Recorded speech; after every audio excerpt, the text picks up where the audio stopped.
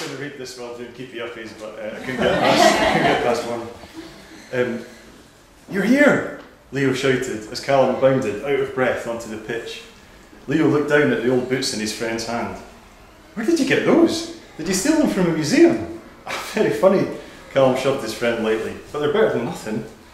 Jordan's dad, the ex-footballer, came over wearing a bright red tracksuit and a whistle round his neck. I'm afraid the teams are already full, son. There'll have to be a substitute. Grab a bib.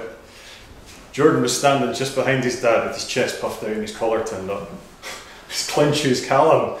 Looks like you've been picked in your best position. Left back in the changing room. Jordan laughed at his own joke. As soon as the whistle sounded, Leo was in action.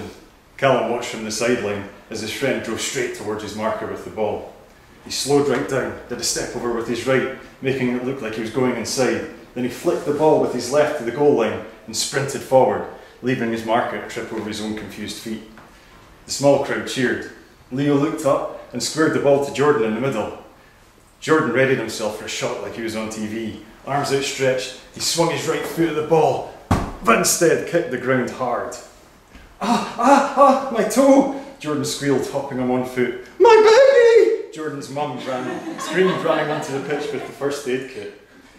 Jordan's dad sighed at the sight of his son being carried off.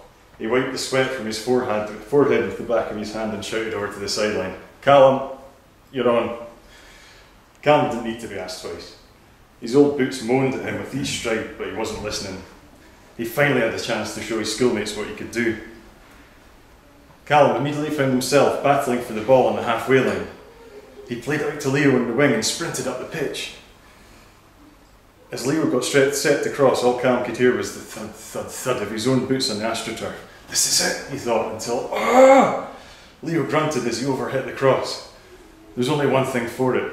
Callum took 3 massive steps forward and threw himself at the ball.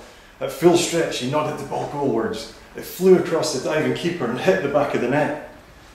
Callum lay for a second on the warm AstroTurf, smiling, until an afro-shaped shadow appeared over him.